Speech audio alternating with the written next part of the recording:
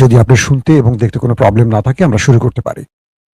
প্রথম যে খবরটি দিয়ে শুরু করতে চাই, মার্কিন প্রেসিডেন্ট ডোনাল্ড ট্রাম্প তিনি প্রতিদিনই যে বক্তব্যগুলো দেন, আমরা ট্রুথ সোশ্যালে বা টেলিভিশনগুলোর সামনে তার যে বক্তব্য শুনি, আমরা কিন্তু প্রতিদিনই খেয়াল করি তিনি সকালে যেটা বলেন, দুপুরে তার বক্তব্যটা পরিবর্তন হয়ে যায়।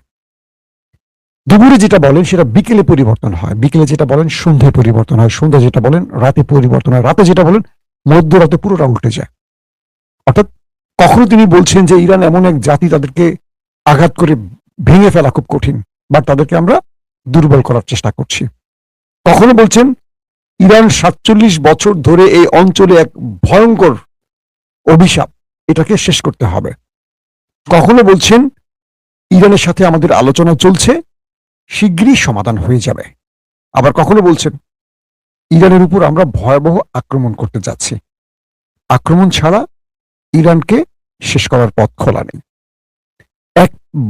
একটা শক্তিশালী দেশের বা গ্রহণযোগ্য রাষ্ট্রের একজন প্রেসিডেন্ট তিনি কত রকম বক্তব্য দিলেন আপনারা বুঝতে পারছেন। একই মানুষ কত রকম কথা বলছে, তার বক্তব্যে কখনো মনে হয় যুদ্ধ বোধহয় বন্ধ হয়ে যাচ্ছে, আর হবে না। আবার তার বক্তব্যে বা প্রস্তুতিতে মনে হয় যুদ্ধ এইমাত্র শুরু হয়ে যাচ্ছে, এখনই শুরু হবে, এই লাইভের মধ্যেই হয়তো ধুমধাম করে মিসাইল অ্যাটাক শুরু হয়ে যাবে। আবার কখনো মনে হচ্ছে যে তিনি ইরানের সাথে আলোচনা করে একটা শান্তিপূর্ণ পরিবেশে সব সমাধান করতে যাচ্ছে। আমরা রিপোর্টাররা যারা সংবাদ দেই আপনাদের, আমরা না বেকু হয়ে যাই যে আসলে এই লোক বলে কি আর আমরা কি বলবো। এখন তার বক্তব্য তো আমাদের বলতে হয়, তো বলতে গেলে আমাদেরকেই নিয়ে টান বাজে আসলে সত্য কোনটা মিথ্যা কোনটা। মাসুম ভাই কি ঠিক বলছেন না ঠিক বলছেন? মাসুম ভাই যেটা বলছে সঠিক বলছেন, কিন্তু ওই ব্যক্তি যেটা বলছে সেটা সঠিক বলছে না, যেটা শুনে হয়তো আপনাদের কাছে মনে হয় যে আমরা ব্যাঠিক বলতেছি কিনা। আবার তো ইরান প্রথমে ইরানকে আমেরিকা কিছু প্রস্তাব পাঠায় যুদ্ধবিরতি এবং এটার সমাধানে। ইরান সেই প্রস্তাবগুলোতে নারাজি দেয়, অর্থাৎ ইরান রাজি হয় না। এরপর ইরান কিছু প্রস্তাব পাঠায় আমেরিকার কাছে, আমেরিকা সেগুলোকে রিজেক্ট করে দেয়। এরপর আমেরিকা আবার কিছু প্রস্তাব পাঠায়, ইরান রিজেক্ট করে দেয়। আবার ইরান কিছু প্রস্তাব পাঠায়, আমেরিকা রিজেক্ট করে দেয়। এখন আমেরিকা নতুন করে কিছু প্রস্তাবনা আবার ইরানকে পাঠাবে, এমন একটি তথ্য হোয়াইট হাউস থেকে এসছে। বলা হচ্ছে যে আমেরিকা শান্তি চুক্তির জন্য ইরানকে কিছু প্রস্তাবনা পাঠাবে। তো এই যে প্রস্তাবনাগুলো আসলো আর গেল, গেল আর আসলো, এতে করে শান্তি আসেনি, বরং উত্তপ্ত পরিবেশ আরো বাড়ছে এই মিডল ইস্ট। এখন যে পরিস্থিতিটা তৈরি হয়েছে, এখন আমেরিকা বলছে নতুন করে ইরানকে ৪৭ বছরের ভুলের জন্য শাস্তি পেতে হবে, কারণ ইরান এই অঞ্চলে ৪৭ বছর ধরে যে অন্যায়গুলো করেছে তাদের কোনো বড় রকম শাস্তির মুখে পড়তে হয়নি। আমেরিকা এবার ইরানকে বড় রকম শাস্তি দিতে যাচ্ছে। তার মানেটা কি? ইরানকে আবারও যুদ্ধে টেনে আনতে চাচ্ছে আমেরিকা, যদি এই বক্তব্যটি ট্রাম্প সঠিক দিয়ে থাকেন। এখন প্রশ্ন হতে পারে যে ইরান ৪৭ বছর ধরে কি কি অন্যায় করেছে।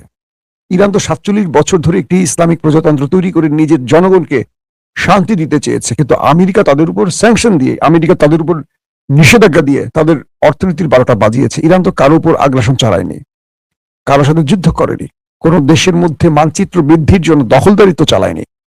কিন্তু ট্রাম্প বলছে ৪৭ বছর ধরে ইরান যে ভুলগুলো করেছে তার শাস্তির সময় এসেছে। এখন দেখি আমরা কি শাস্তি দেয় দর্শক। তো সবচেয়ে ভয়ঙ্কর যে খবর সেটি হলো মার্কিন সেন্টকমের যিনি কমান্ডার অ্যাডমিরাল বেট কুপার, তো এই বেট কুপার এখন সৌদি আরব আরব রাষ্ট্র সফর করছেন। এই ভদ্রলোকের নামটি শুনলে আপনাদের একটি তথ্য জানিয়ে রাখা উচিত হবে যে সেন্টকমের যিনি কমান্ডার অ্যাডমিরাল বেট কুপার, তিনি ২৬ তারিখ প্রেসিডেন্ট ডোনাল্ড ট্রাম্পকে হোয়াইট হাউসে বসে যুদ্ধের পরিকল্পনা পেশ করেন। ২৬ ফেব্রুয়ারি, ২৮ ফেব্রুয়ারি কিন্তু যুদ্ধ শুরু হয়, মনে আছে আপনাদের ৪০ দিনের আমেরিকা ইরান যুদ্ধ। অর্থাৎ বেট কুপার ২৬ ফেব্রুয়ারি ডোনাল্ড ট্রাম্পকে যে প্রস্তাবনা বা পরিকল্পনাগুলো তুলে দিয়েছিলেন, তারপর ২৮ তারিখ, স্রেফ দুদিন পর আমেরিকা ইসরায়েল ইরানে হামলা শুরু করে। এই ব্যক্তি গতকালকে প্রেসিডেন্ট ট্রাম্পকে ৩টি যুদ্ধ পরিকল্পনা পেশ করেছে। অর্থাৎ ইরানে অভিযান চালালে কোন কোন পদ্ধতিতে, কোন কোন ভাবে, কিভাবে যুদ্ধ পরিচালনা করবে বা কিভাবে অ্যাটাক করা যায়, কোন কোন সিস্টেমে ইরানকে অ্যাটাক করা হবে, এই পরিকল্পনাগুলো সেন্টকমের যিনি কমান্ডার কুপার তিনি মার্কিন প্রেসিডেন্টকে পেশ করেছেন। বিষয়টি খুবই সিগনিফিক্যান্ট, খেয়াল করবেন। অর্থাৎ তিনি ট্রাম্পকে ইরানে হামলার 3টি প্রস্তাবনা তুলে দিয়েছেন, পরিকল্পনা তুলে দিয়েছেন। এরপর তিনি ইসরায়েলের চিফ অফ স্টাফ, ইসরায়েলের সামরিক বাহিনী যিনি চিফ অফ স্টাফ, তাকে পুরো পরিকল্পনা আবার পেশ করেছেন এই ব্র্যাড কুপার। কারণ কি? কারণ হলো আমেরিকা এবং ইসরায়েল একসাথে ইরানের সাথে যুদ্ধ করেছে, বাকি সময়টাও করবে। তো এর আগেও এই ব্র্যাড কুপার ইসরায়েল এবং আমেরিকাকে এই পরিকল্পনা পেশ করেছেন। এবার তিনি আবারও আমেরিকার পর তিনি ইসরায়েলের চিফ অফ স্টাফ, তাকে পুরো যুদ্ধের পরিকল্পনা পেশ করেছেন। তার মানে ধরে নিচ্ছি আমরা ইরানে আবারও হামলা হতে যাচ্ছে। এরপর তিনি চলে যান সোজা আরবে।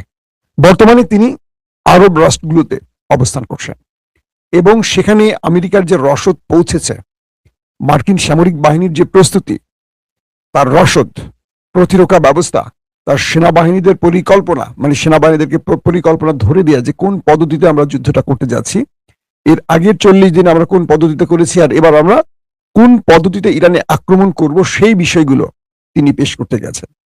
তাহলে আমরা কি বুঝলাম?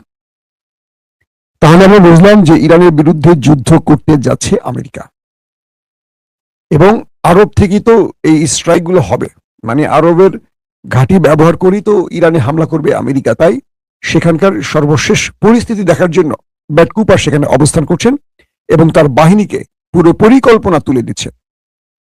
এখন একটি বিষয় মাথায় আসছে স্বাভাবিকভাবে, যে আরব এই যুদ্ধে আবার কি আমেরিকাকে সহযোগিতা করবে? দর্শক, এই ব্যাপারে ইরান আজকে খুব স্ট্রেটলি কিছু বক্তব্য দিয়েছে।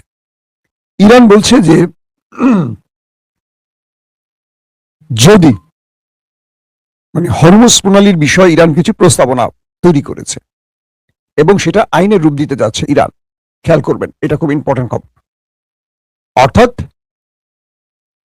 ইরান হরমুজ প্রণালী কেন্দ্রিক তাদের একটি বিল বা খসড়া তৈরি করেছে যেটা আইনের রূপ দিতে যাচ্ছে এবং এটা চিরকাল বাস্তবায়িত হবে। তার প্রধানটি হলো যে যারা আমেরিকার মিত্র, এবং আমি সহজ করে বলি, হরমুজ প্রণালী দিয়ে ইসরায়েল কখনো তাদের কোনো জাহাজ ঢুকতে এবং বেরোতে পারবে না লাইফ টাইম।